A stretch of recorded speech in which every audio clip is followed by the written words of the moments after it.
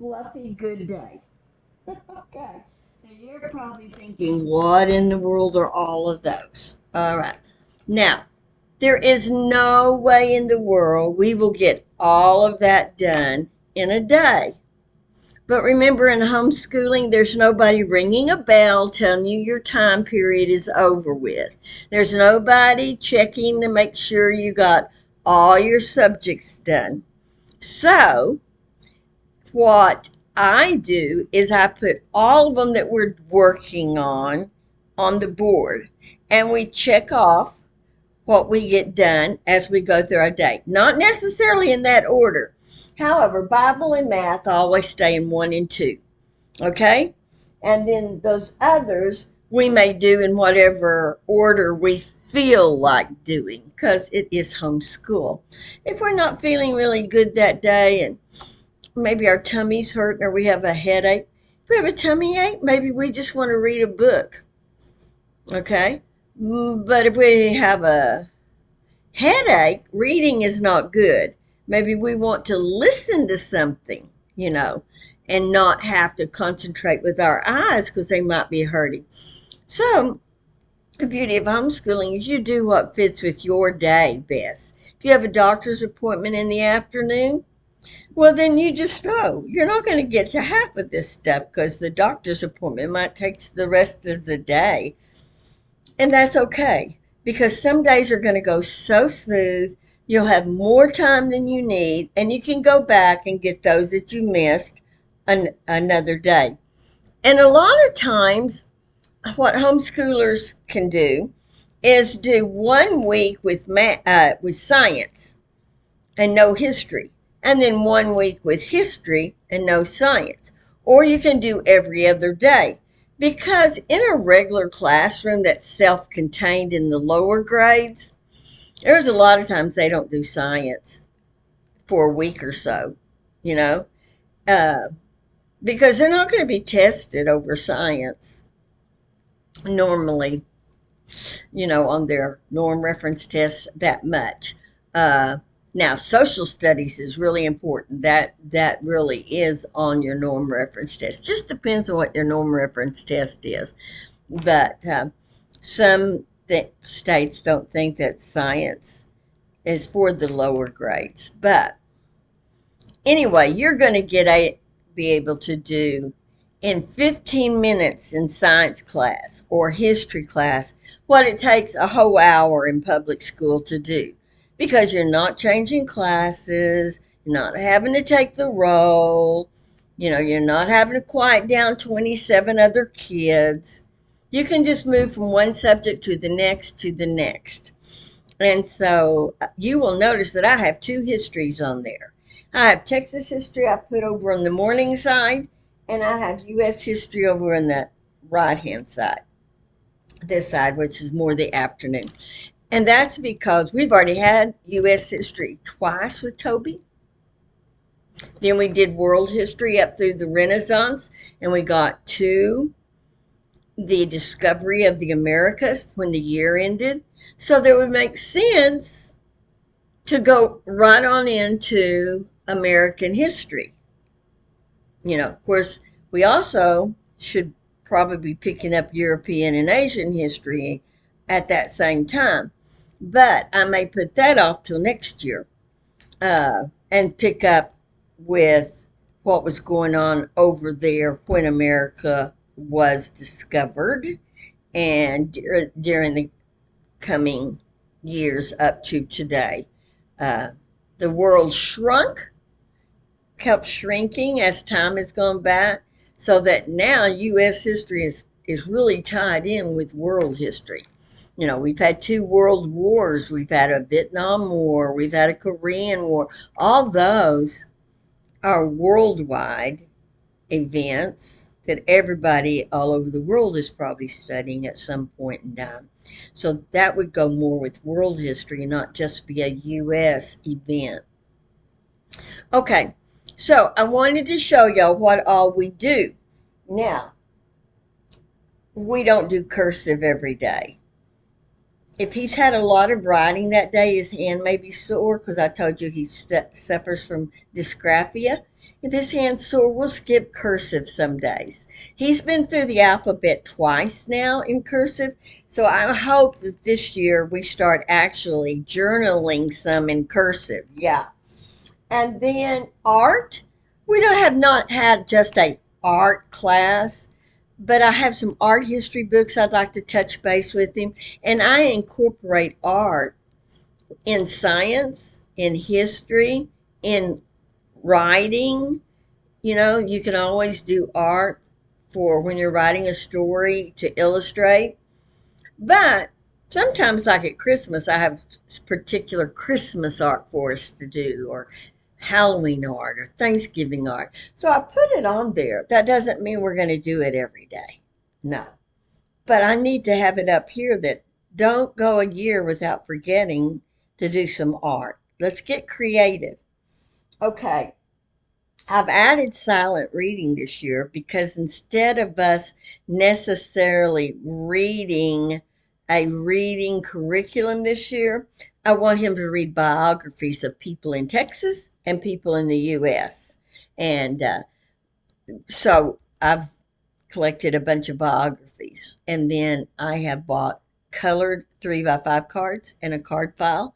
And we're going to put the important information on the cards and keep a card file of what all he reads, and then transition into doing book reports, hopefully in cursive, that go along with the books he reads.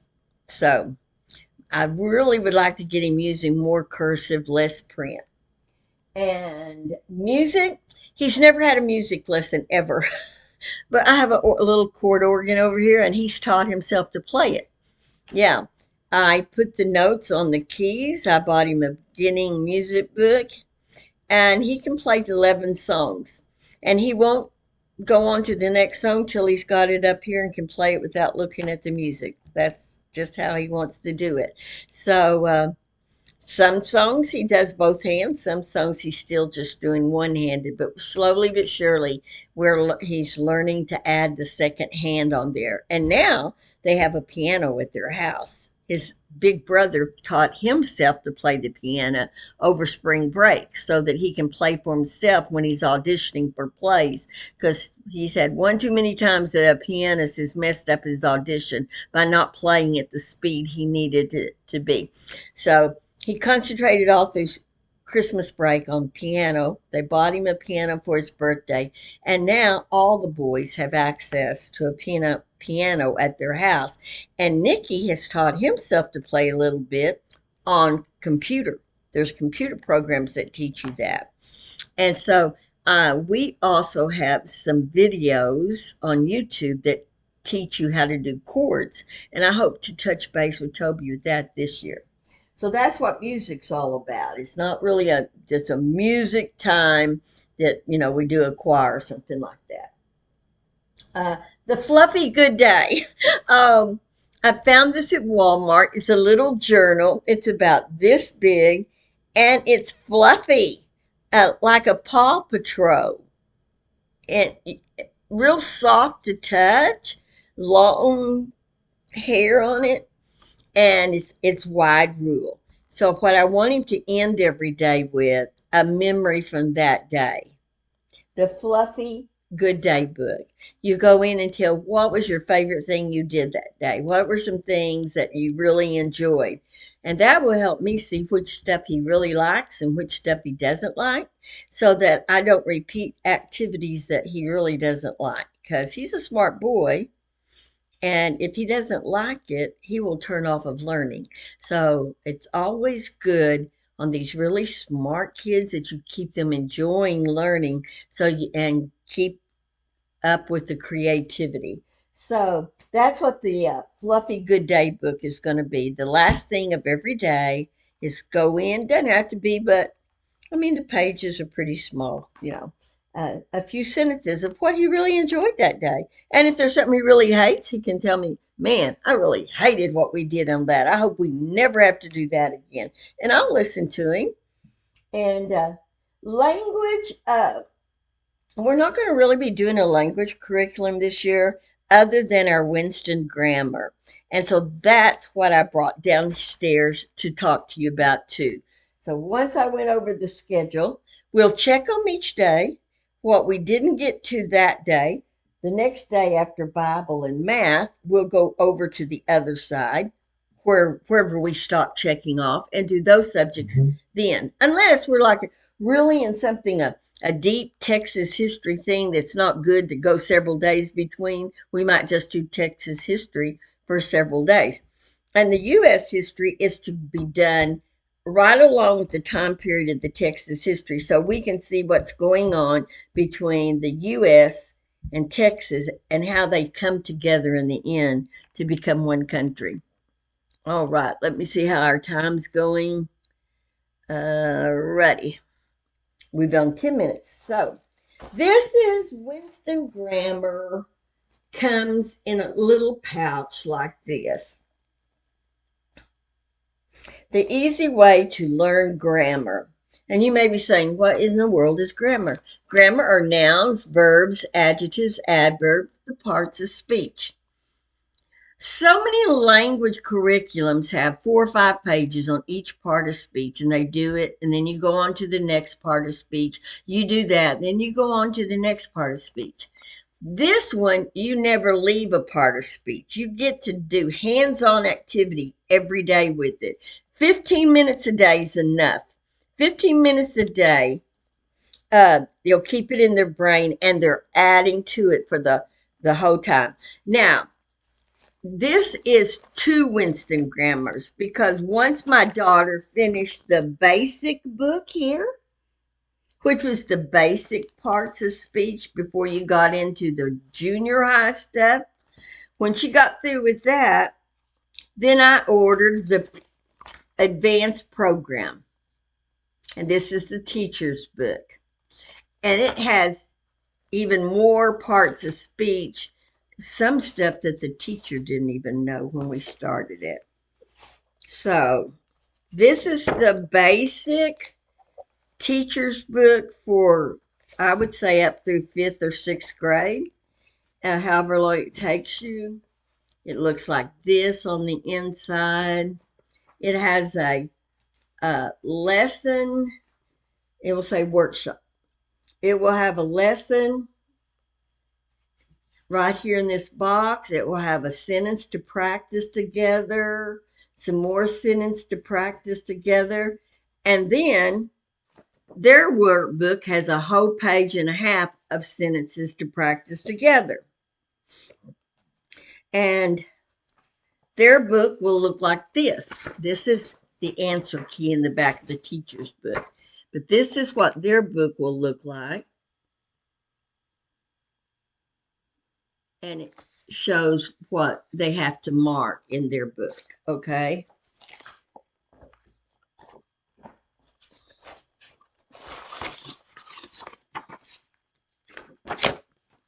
Here's their book.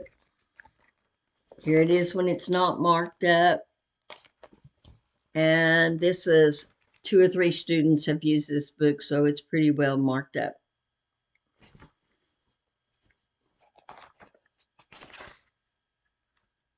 Okay.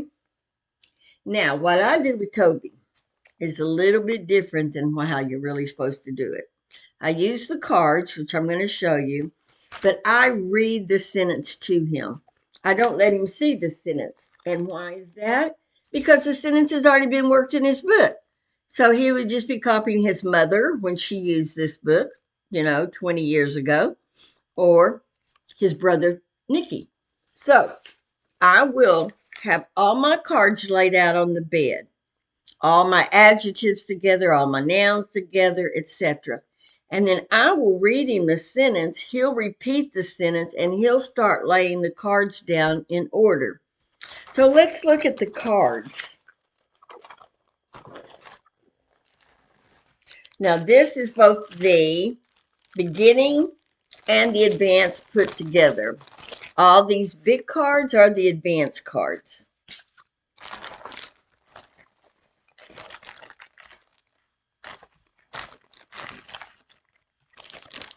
And then you have this size card for, I would say, up to middle school. Okay, so what you have here, you have noun cards. And on the noun cards, it says proper or common. You will eventually get to using that. And on the back, it kind of gives you some hints what a noun is. It could be a man, it could be a boy, it could be a tree. And it has usually the word the or a number like 2 trees, the tree, a tree. Okay, so you got noun. The very first one I taught Toby, and I taught him this one in kindergarten. While his brother was learning the other parts of speech, he learned the article, which is a, and the. A, and the are articles. On the back, you have the a, and the. So when you're wanting him to learn them, you lay them up like this so he can pick them up and put them on the a, ands, and these in the sentences.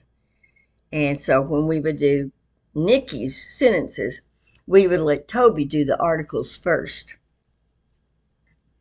Usually behind an article is a noun, unless there's an adjective describing the noun, like the 5 geese. 5 isn't the adjective telling how many geese, okay? And so on your adjective card, it says adjective, and it shows that a noun or pronoun comes behind it. On the flip side, it says the blank person. So you know the adjective would be a word that could fit in here. The blank object. And then the questions that an adjective answers: which, what kind of, how many, how much. So we lay all of our adjectives together on the table.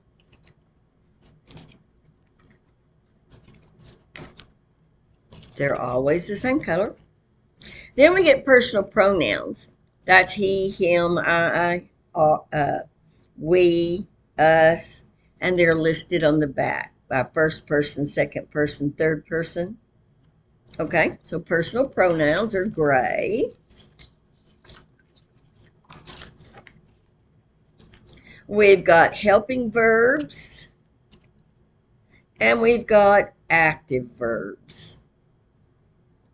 Both are blue, but one's darker than the other. Active word, he kicked me.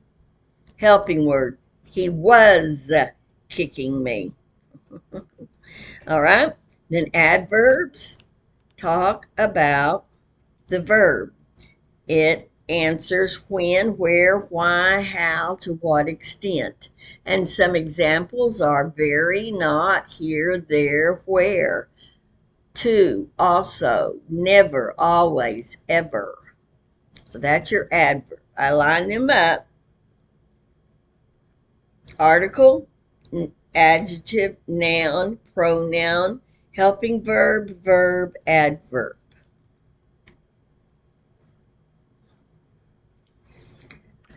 At the end of the year, you'll probably get to the coordinating conjunctions, which are and but.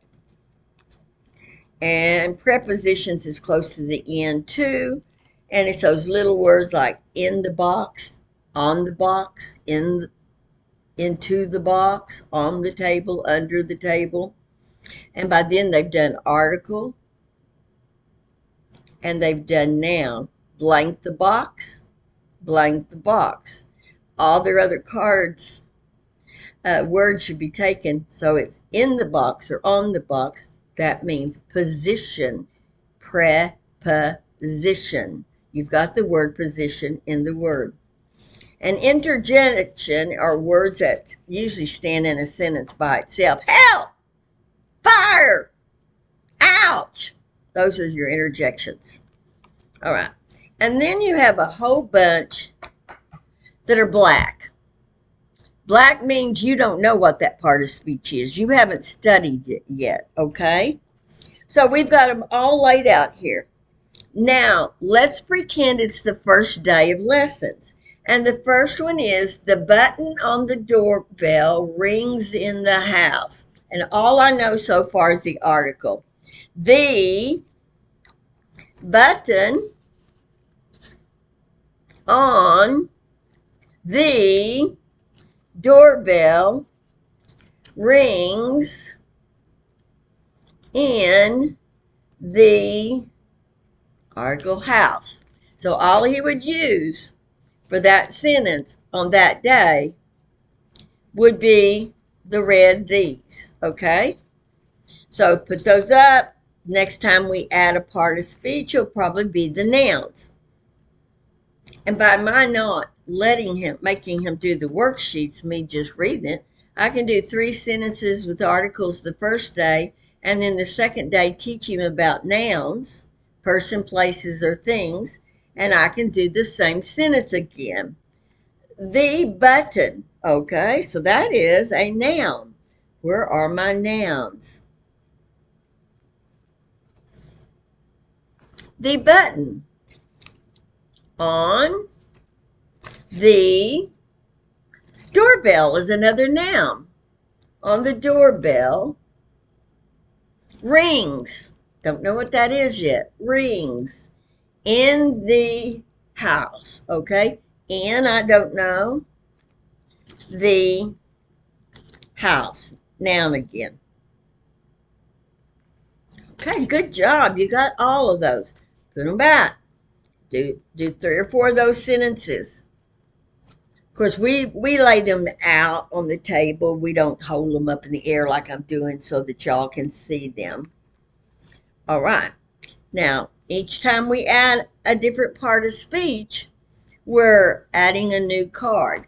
And remember, I will probably leave the prepositions till way back in the book. I'll probably just keep on going with 3 sentences for a while. So now I'm teaching the verb. So now we've got the button on the doorbell rings. That's a verb. It's an action verb. It rings in the house. So see, my black cards are fewer and fewer each part of speech I teach. And you do them incrementally like that until they know them so well that by the time you get to preposition, it's pretty obvious. The only one you haven't had is preposition. So on the doorbell and in the house must be, those on and in must be positions, prepositions. And he does these very good, and he enjoys it. Boys love to touch and move. So what we do is we lay these out in piles on the bed. He sits on this little, maybe you call it a blanket bench, where the top comes up, and you put stuff down in it, and then you put the top down, you can sit on it. Well, he sits up that at the end of the bed. I leave him about this much space from where the cards are.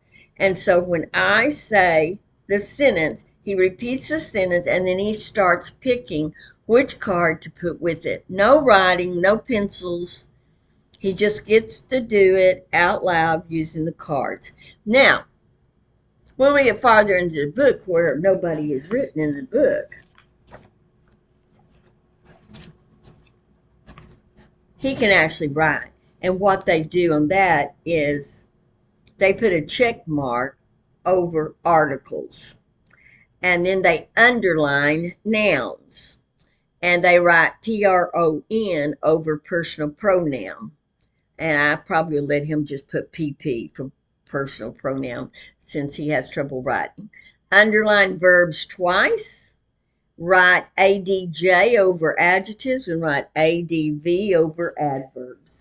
And so they'll get all messed up looking like this does. So eventually he'll get to do the sentences. And like me, since I have all these sentences that have already been marked up, I could always type them out and give him those instructions to do the ones that we've done cards with. If he looks like he's forgotten, maybe we had Christmas and we kind of forgot, and I want to go back and start at the beginning again. So that is Winston Grammar. I love it. I've been using it with my daughter back in 1996, I think, and Ashley, who was her friend, and they loved it too. Even girls love it. But for boys, it's wonderful because they like moving those cards around. I think they kind of get sad when they finally don't use the black ones anymore. But he knows all these cards now. I will go over them again this year using this book uh, to be sure he knows them really, really, really good before I go on to the advanced one, which has those big cards. And it's a little bit tougher, but you can use this beginning one for the first 5 years because this is as far as language arts will take you, and they'll do their teaching all those things on worksheets every year, you know. And I'm sorry, kids get tired of those worksheets. They really do. And this is something that's almost like a game with them. And every child loves to play games. So when I say grammar, I mean language over there, I really meant grammar. I called it language because he thinks of it as language. And it's Winston Grammar. I'm pretty sure you can get it at Christian bookstores or Rainbow Resources. And it's not that expensive. Now, if you ordered both the beginning and the advanced at one time, it gets pretty expensive. But, just order the beginning one until they learn all those parts of speech and then go back. By then you'll be in middle school and get the advanced. And so I think they're like, I hate to say what it is because I may be wrong, but I think it's like $45 for each step. But I really have enjoyed its coming in this little pouch because I can keep everything together. So that's kind of nice. Yeah. And so that's when I say language, I'm meaning that 10, 15 minutes tops. That's it. That's why I can do some more subjects than a school can because the most I've ever heard a school doing at one time is 8. So that would take us through Bible, math, Texas history, cursive, Greek, secret garden, and language. That's 7. Reading. Well, we would still need writing, art, U.S. history, science, music, silent reading, fluffy good day, 7 more. So in a public school, that's equivalent to 14 classes. But being here, since we can do 15 minutes of language, 15 minutes on the piano for music is enough for him. He's ready to be through after 15 minutes. So 15 minutes on for music, 15 minutes for language. We might do 30 minutes on Greek. And let me tell you, there is a great program on YouTube for learning Greek. A man's teaching it, telling a story about Zeta getting on an airplane and having to ride on the wing because she's too big. So Zeta, Ada, Theta on the wing of the airplane. And when they landed, her husband, uh, Iota, met her at the airport wearing a kappa. And it just takes you through all the Greek letters like that with the story. They go to see Peaked Row, which is Pyro, and he has a towel on his shoulder. So it gives you these mnemonic words along with the story. After we did those, he did in 2 days, he learned the Greek alphabet to say them. Then I ordered a Greek program from Christian bookstores that was a mystery, solving a robbery, and it has little Greek activities and the Greek alphabet cards, and you get to practice writing your Greek letters. And you don't actually learn Greek words. You take the American words like dog and you write it in the Greek alphabet. So you get used to the sounds those letters make, okay? And then there are, little activities all through this mystery book, you know. And that we have only gotten about halfway through it. And so we will probably start over to with our little video to learn the story again, although he said the Greek alphabet to his brother the other day, so I think he still remembers them. But then we'll use the cards to get familiar what they look like again. And then we'll go back to the activities of taking the alphabet and making these words. And I think it does five letters per lesson after that. So you get to write each letter several times in a lesson. And we'll probably go back and start all over because uh, we kind of dropped it second semester last year because we got busy doing, I can't remember what it was we were doing that took up so much of our time. I think maybe it was world history. Yeah, I think world history we took more time on and we kind of dropped the Greek. But I think it's always good to learn uh, at least the alphabet and how to count in a different language. When he was in kindergarten, we did Spanish, and he still remembers how to count, in Spanish up to 10. So we'll probably go when we finish our Greek stuff. And I do have another Greek book that actually teaches you how to do sentences and the real Greek words. We may get that advanced, or we may go back to Spanish for a while. You know, hey, we're homeschooled. We can do what we want to do. If you find Spanish more enjoyable than Greek, so far he's loving the Greek. He likes to tell people the Greek alphabet when he meets them. That's kind of impressive. They're always impressed that a little 9-year-old boy knows the Greek alphabet. So, like I've said before, Bible takes 30 minutes in the morning. Then math is an hour and a half. Then Texas history will probably be 30 minutes. And then cursive is about 10 minutes is all he can stand to write. His hand gets so tired. Greek will probably be 15 minutes to 30 minutes. Secret Garden is I read to him for 30 minutes. Um, Language is the Winston Grammar I showed you. Reading, we will read one story together out loud out of a reading curriculum that I have tons and tons because I used to tutor reading. So I have tons of reading books. And then writing will be with last year's language arts. McGruffy, they had a whole writing program I never used. I'm going to use it this year. So I'm going to use that program to get him to start writing. And I found a place on Microsoft 365 where you can dictate and it will type it to text. Because remember, with his dysgraphia, it'll be hard for him to write stories. So he makes up stories all the time. When we do vocabulary, he just makes the best stories. So he can just dictate his stories. And then after it has typed it, he can go back and edit it on with typing, on his computer because he does have a speech impediment. So the speech to text may not get his words right, and that will be a good spelling way to make sure when he's editing, and that those tests, the Stanford tests, the language test is just editing, finding the sentences that are perfect or find the ones that have a mistake in them.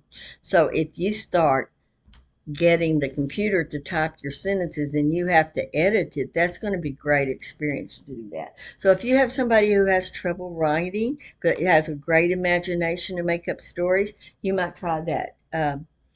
Dictate to text program within Microsoft 365.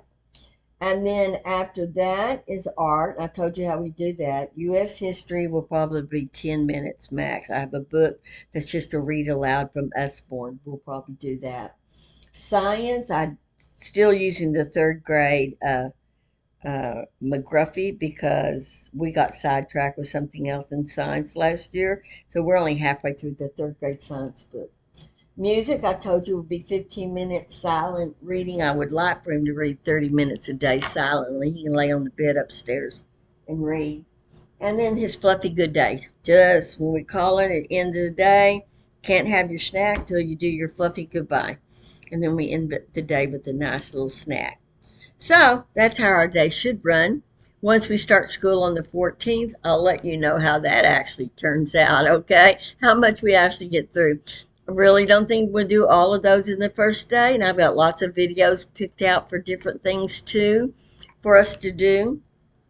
I want him to make a language grammar book that my son made in fourth grade.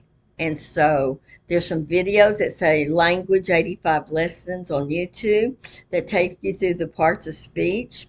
So for each part of speech we do our Winston and that, then he can make a page in his book that he's going to make. The way my son did it, he put the definition of the part of speech.